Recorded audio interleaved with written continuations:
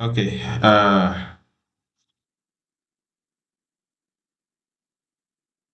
So today we are going to implement. We are moving on forward. First of all, I would like to thank those ones who did the presentation. We we saw very nice things done by some people, and I'm so much impressed. Recording in progress. Uh,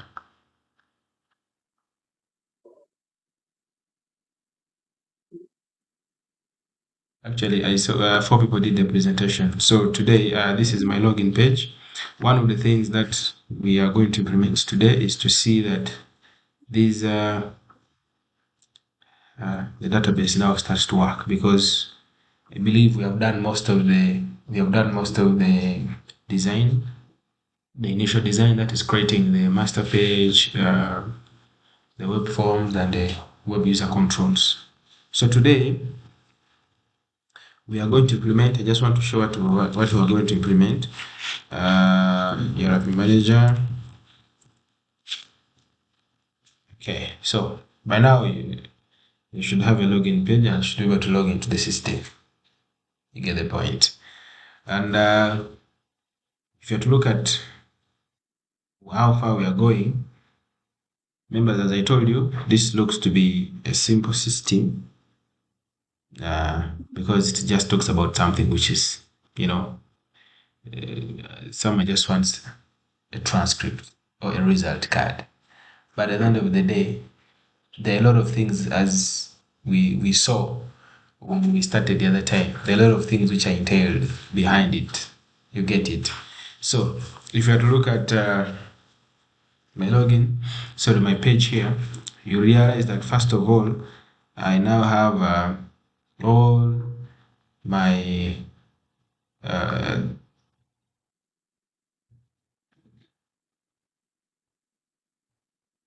I have all my web forms connected, and some of them actually even have uh, web user controls and all that. You get it. First of all, to achieve that login, you should have had a database. You get it. All this, the students. And if you had to look at here, for example, I think I implemented it in what? In let me see here. Let me try to log in as I could have implemented it in AR. You see here, AR at okay.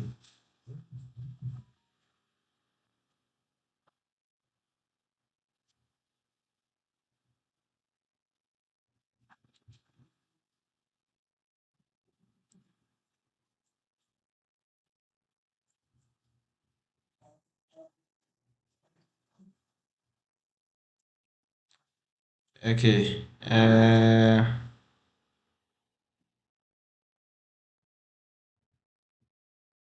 Let me see here. Yes, yes, the programs. If you can see now here, in my page, the AR can be able to add the programs to the system.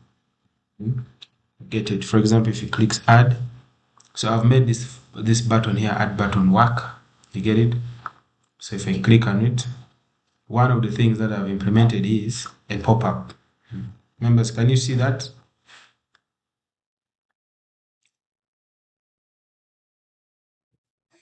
So when we would like to record a program, for example, program code can be MOE, meaning maybe bachelor's, bachelor's of medicine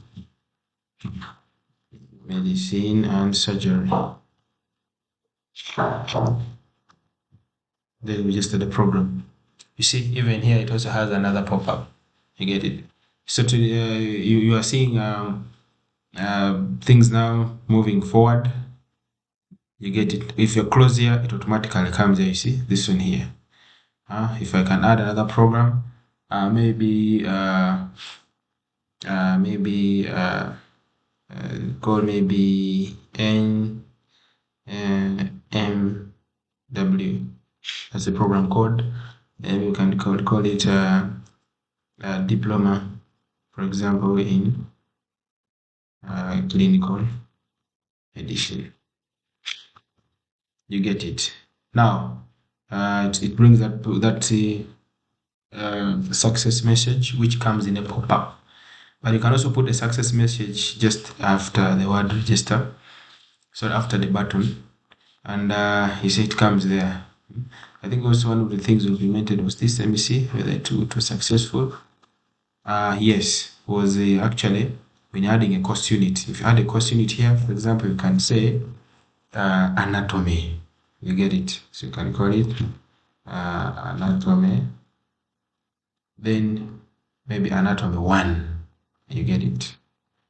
So where does it fall? Anatomy 1. Yeah, you see, it helps you. Now here you choose the program.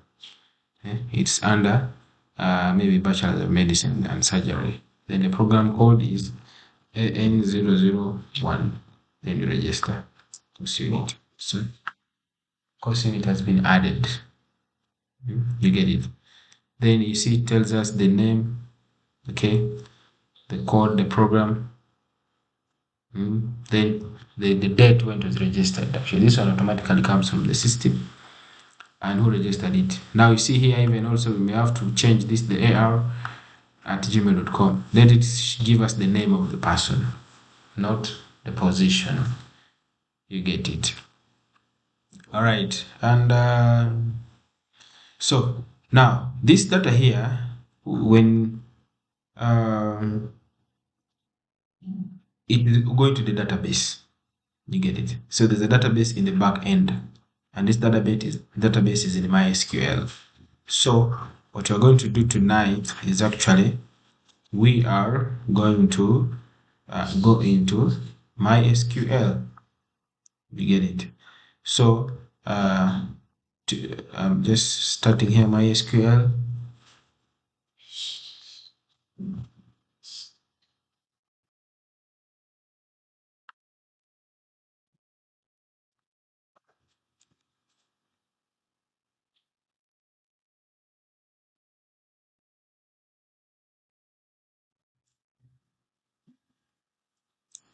So this is MySQL, and last time we already installed it. The server host is localhost, the port number is that, and the root is that. These ones are by default supposed to be there in the system.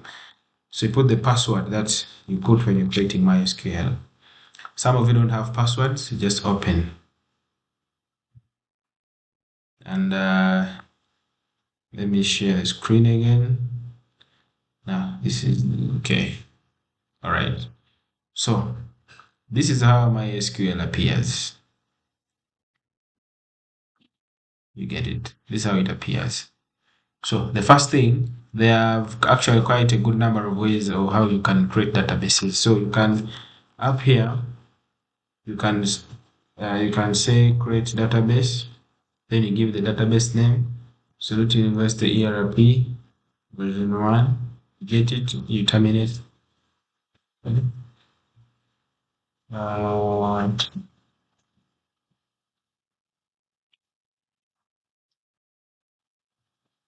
Okay, sorry about that. And I'm presenting.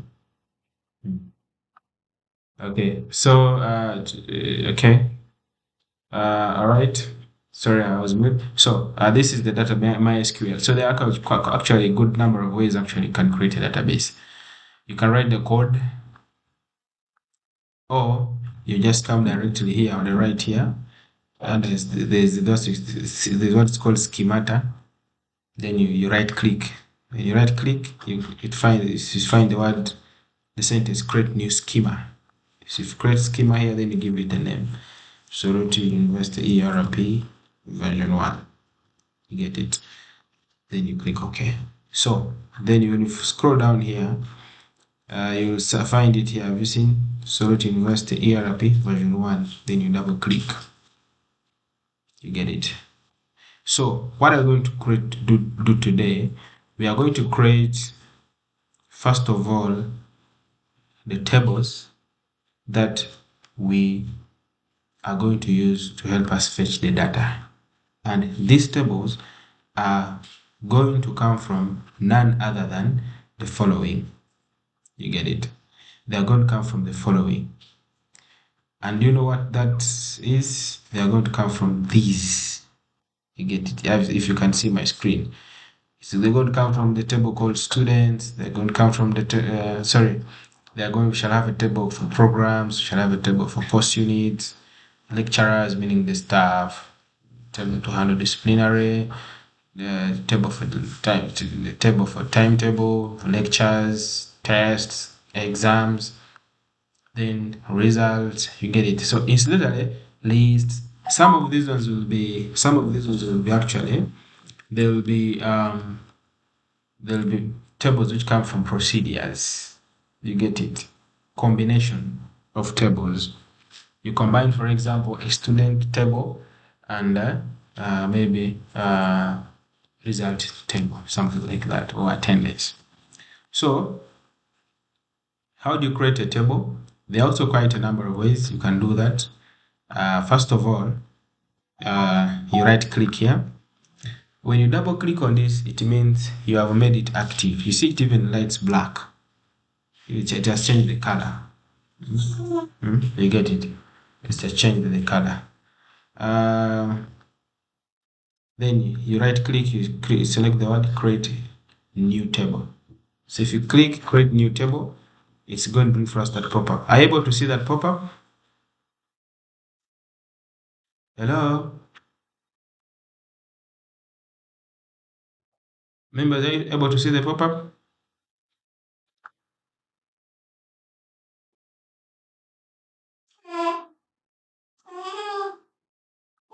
Hello, members, are you able to see the pop-up?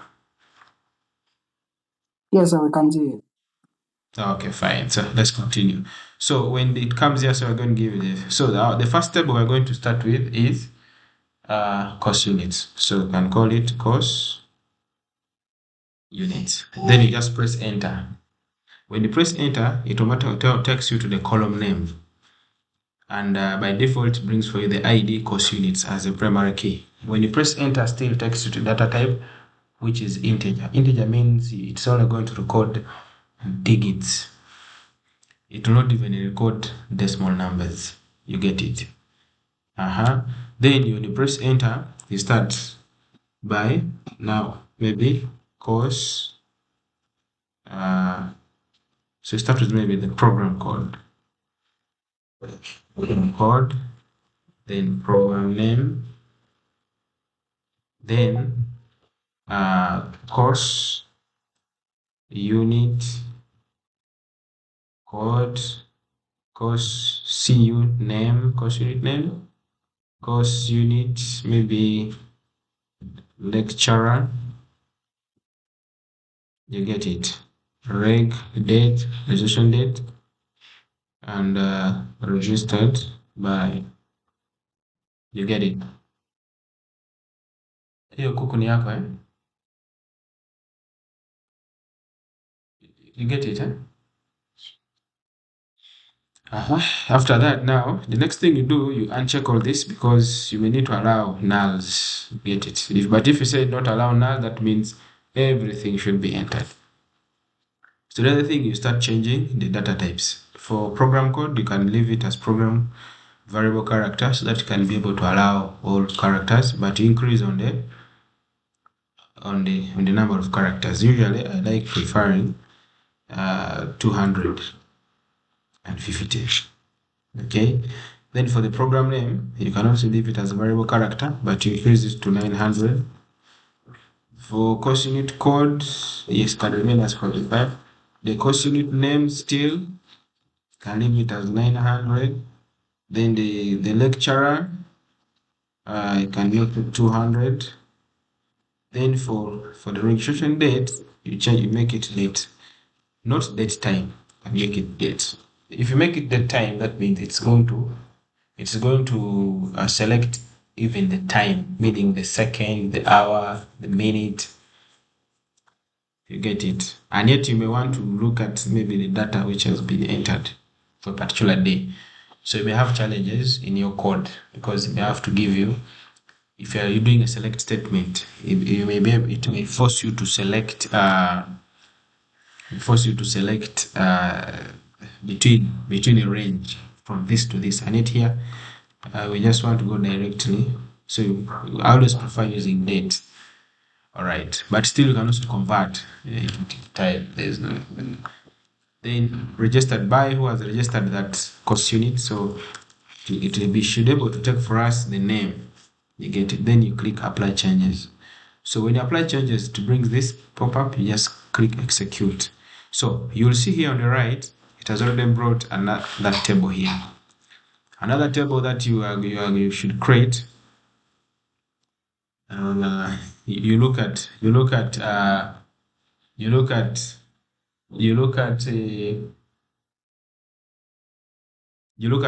your forms here.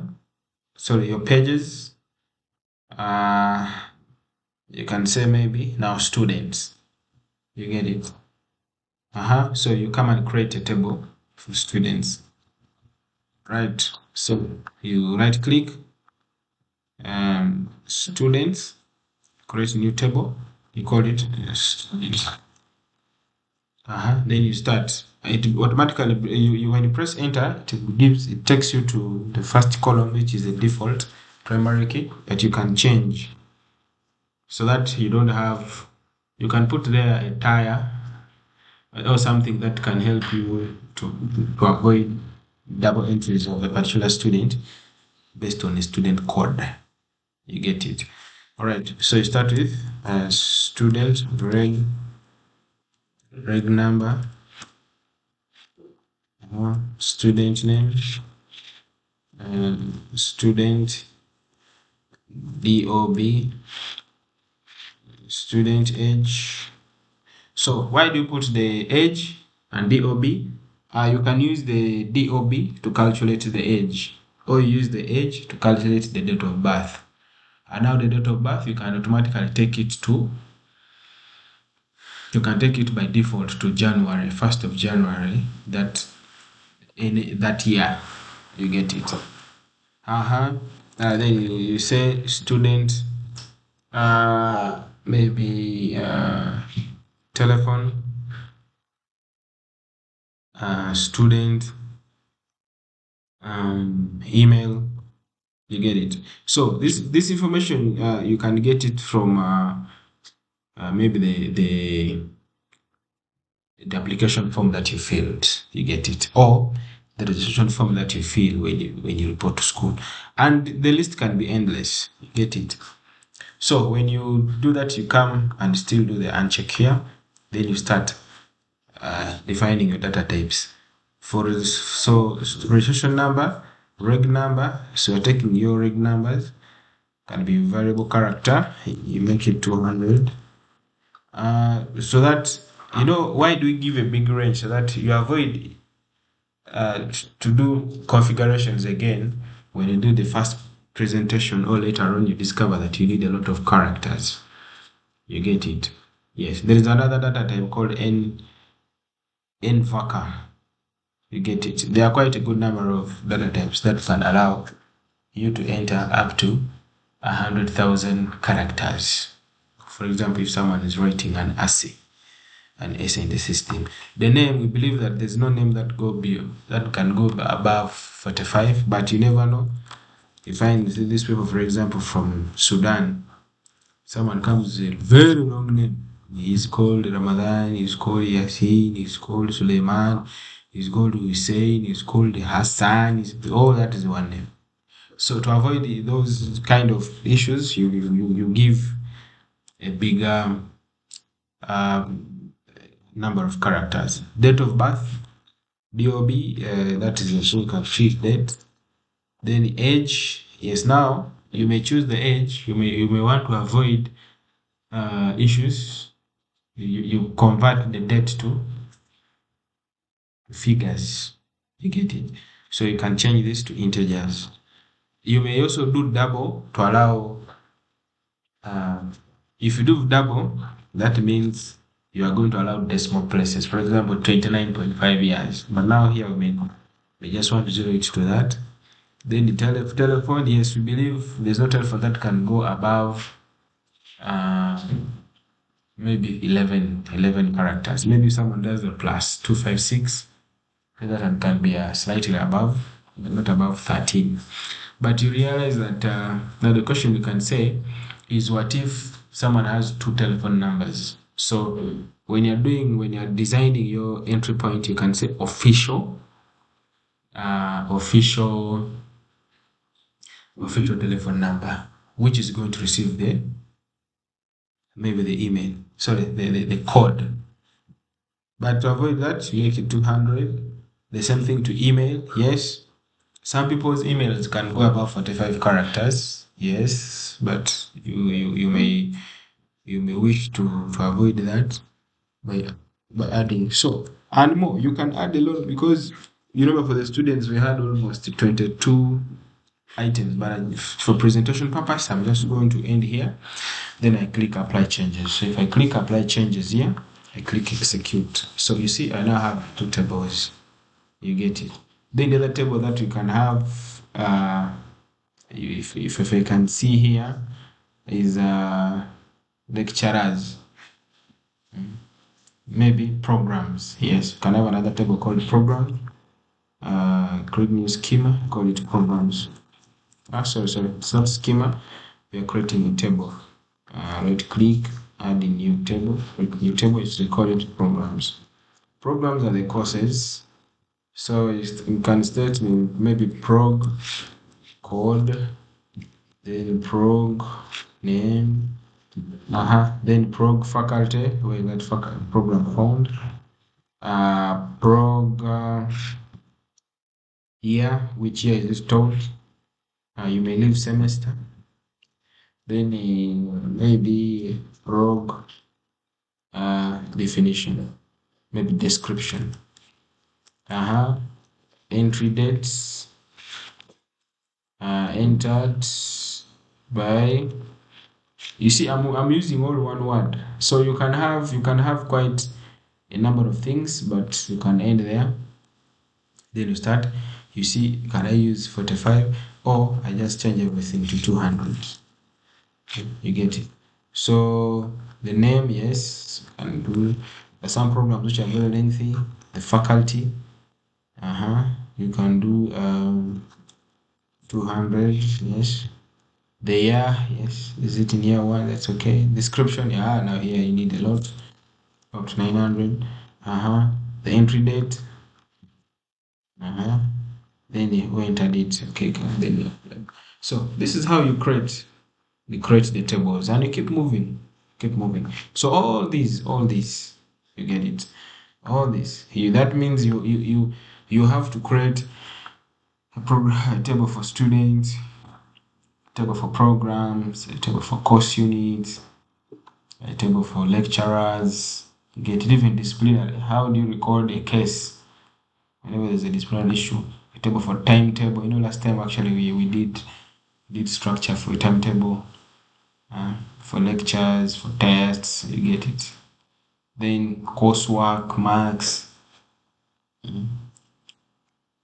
test results, and finals. Then the graduation lists, provisional transcripts. So you find out that these ones here, you may not, you may have a list for them, but this list may be coming from another, table. You get it. So you do table to table. Okay, we shall see how we can actually do that. It can be a union of tables. You do select statement where union is this. So you do a union, you join the two tables, or you select. We shall come to that when it comes to procedures, and that's actually where we are heading to. So after designing your tables, the other thing is you're going to create. Okay, let's create this table for system users, so that you see actually how we are going to do it very fast. Last time when we're implementing the login, baby.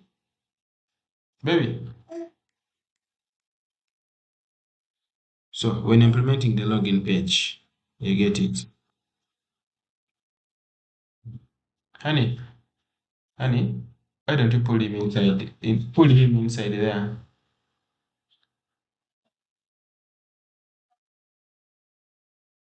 Because the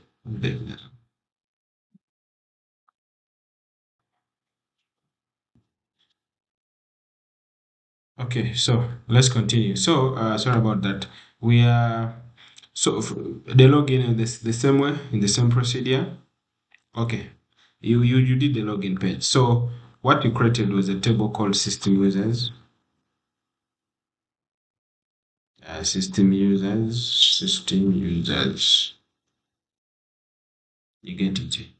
Then you start with a username, user email, user department, user classification, password, user role. You get it. Uh, there are quite a lot of things. So you do then you start increasing on your changing data types and say reg dates. This will be locally make it date. Sometimes when you do the date, you can make it when you make it variable character here. The other side you can restrict it to a date. You get it. It will still accept. Then for user role, it means this is where it's going to do the privileges from. The password, yes, since there's an encryption, you can encrypt it. So you make it 250 so that they can allow an encryption. So classification, department, email, and quite a number of things. So you can do. So maybe what I usually do, I do 500 for example, and then I double click here, I copy, then I paste in, keep pasting one by one. Okay, just like that. Then I apply the changes. All right. So one of the things is after designing your tables, the next thing you have to do is now to take it to Visual Studio. You get it. So how do you do that? You right click here.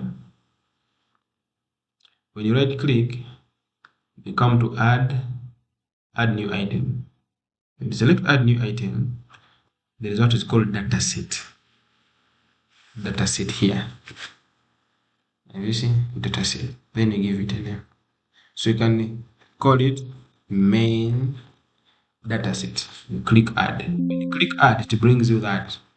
When you click yes, it's going to create for you. And it will come as an empty stuff like this. Let me just show you. Dataset, maybe I call it testing. That will follow the procedure. Right click. But it will bring for app code. Then under the app code, the datasets will be there. So since I already created, let me just do add new item dataset, then you call it maybe main dataset. I click add. If I click add, it's going to bring for me something like this, a new. So how do I bring those tables this side so that I can use them? So I right click here, I click add, then I select it, table adapter, then it brings for me the connection string. I click new, then I hear server name, I write localhost,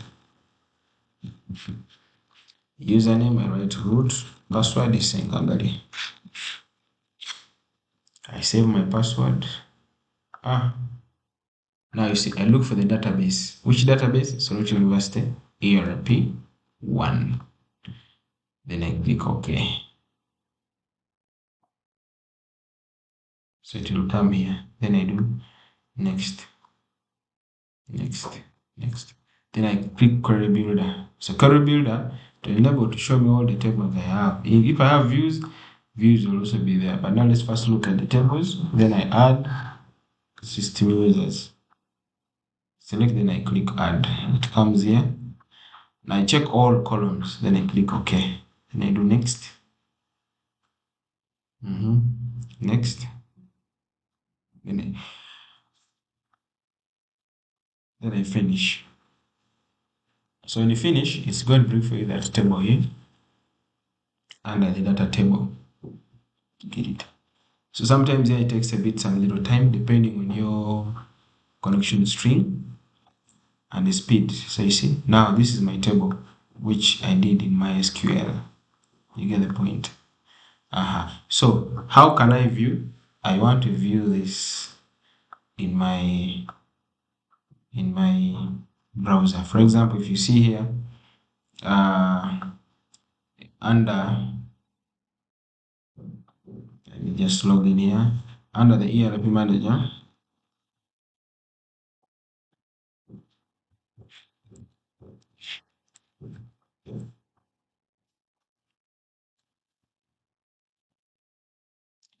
so I want to implement that to show you how I can be able to use that data table connecting.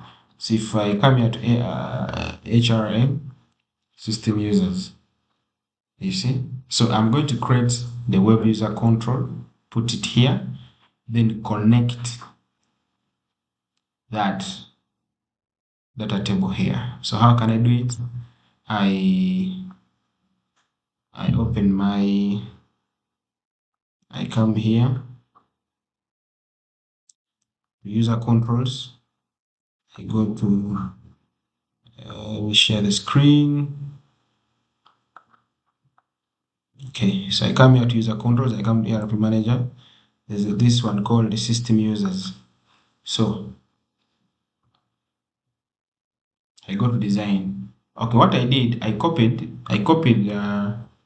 one already a designed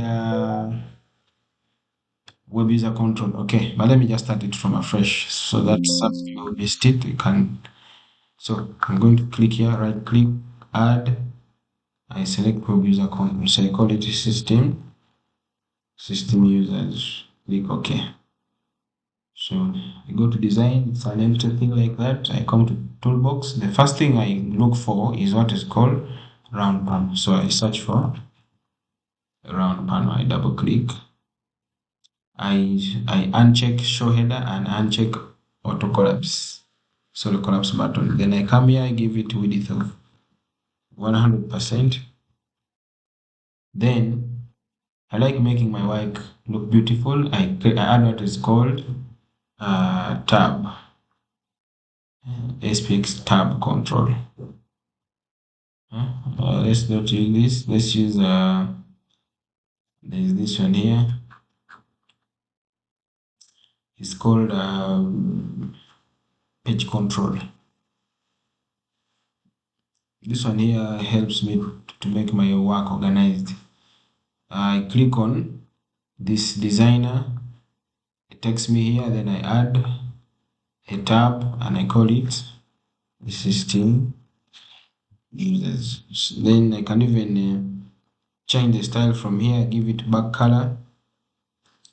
Back color is this. Then forward color. First make the font is that. Then Tahoma. Size small.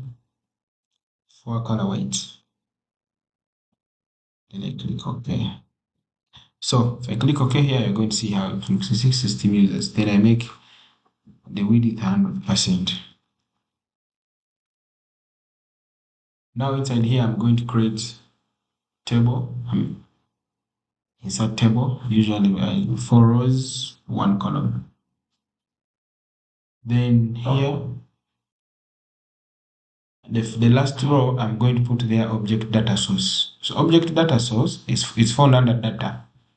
This is the one that helps us now to do the link between the data set and the web form or the web user control. So I rename it. So I'm going to call it here users DS, meaning data set. Then I come here on the arrow, I click, I go to configure. So I'm configuring, I select system users, the table adapter. You get it. I check whether all the procedures by default are created. Then on the second last row, I put there, I get it under data. It's called SPX grid view. Then I connect it here and I choose data. So I choose the data source, which I already, you see, it even gives me the data. Then I rename it. I give it the ID. I call it GV users. Then I come to width here. I make it 100%. Then for the styles, I come here and look for header, back color. We know we're using this blue here. Then font, make it bold. It's Tahoma. The name, size is small, and for color is white. Okay. Then after that, we come to designer. So when you go to columns, ID system users, this is what I mean. We hide it so that first we don't want to look at it. Even the password, we don't want to look at the password. Registration date, you mean email, telephone, classification, okay. Classification abbreviation, you may hide these things, maybe department, okay, we can leave it the way it is. Then you click OK, then you save. Okay, then up here you can add a button for adding, registering new users. So it's called SPX button. Then you give it a text, add new, use camel case. Camel case means the first letter is capital, the rest are small. I also rename it, I call it CMD button, maybe call command button. I give it a background image. I gave these images the other day. I come to images here, I select PB. Then I come here to font, bold it, Tahoma. Size small, for color white.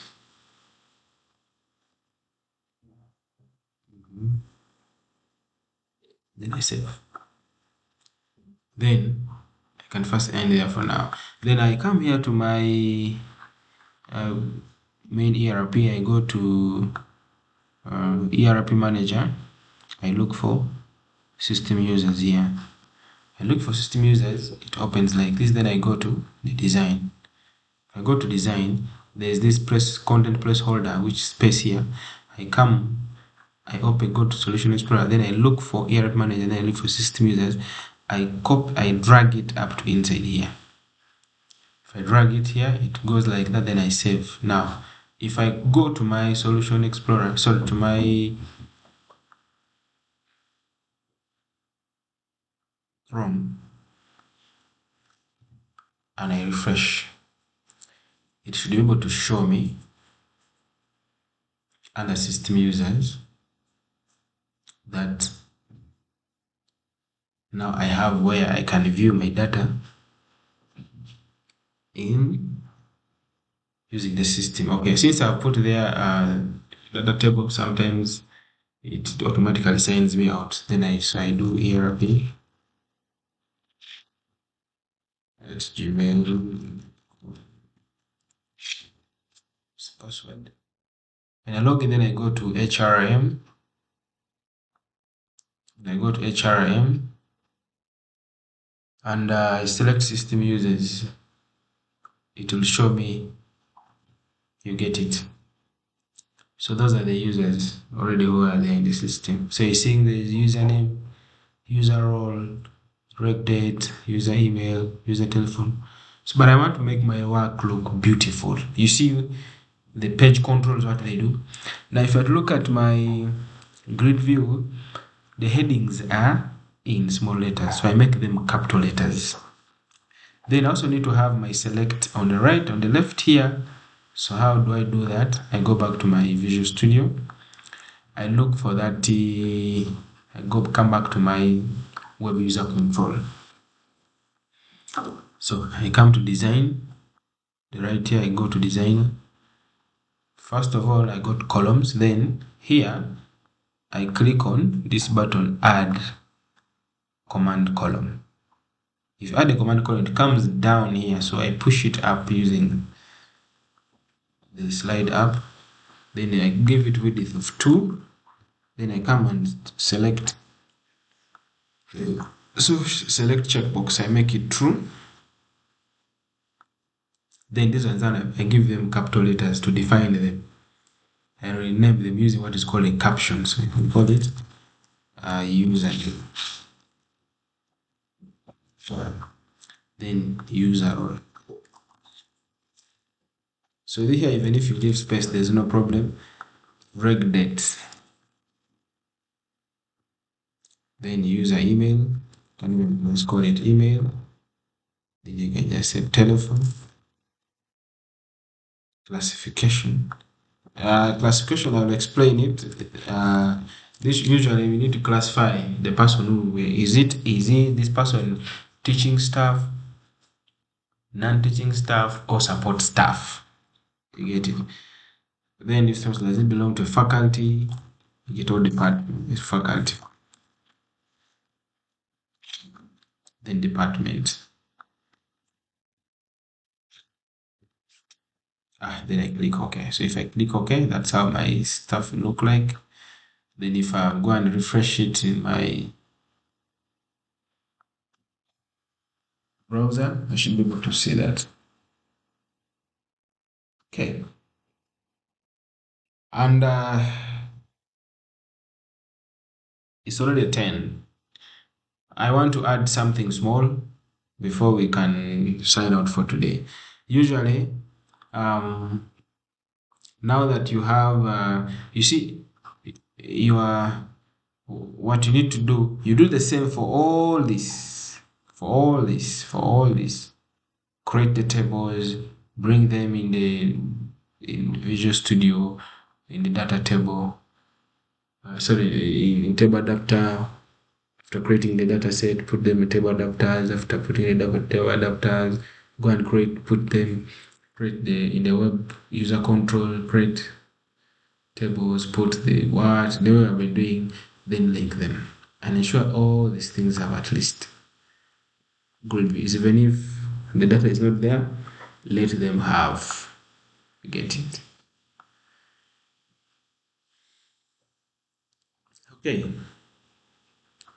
I think we can end there for today. The only thing I want us to do is, you see now, if I cannot log out because my logout here is not active. You get it? My logout is not active. So how can you activate the logout? You go to your Visual Studio, that is ERP Manager. You look for Solution Explorer. Then you go to the ERP Manager MP master page. Double click on it. You go to Design. Then you come here to this logout hyperlink. You click on this arrow, you come to navigate URL, then you select the default page, so that when you click on it, it takes you back to default page. So if I refresh now, it can be able to work and log out.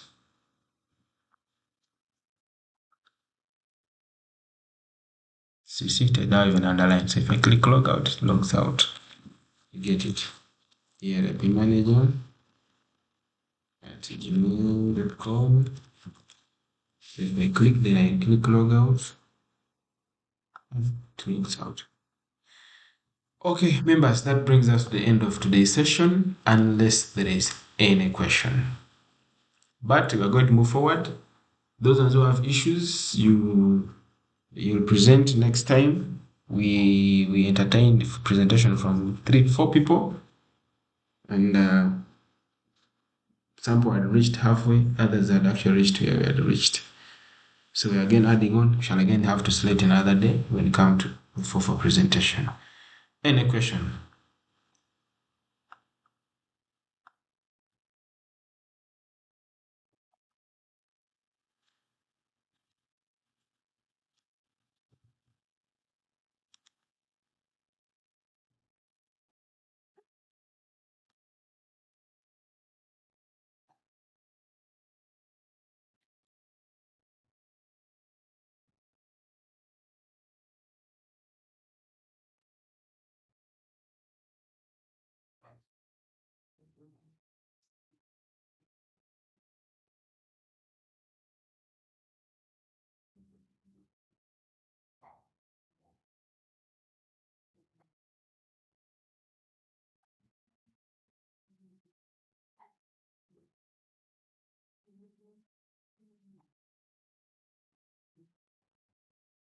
Okay.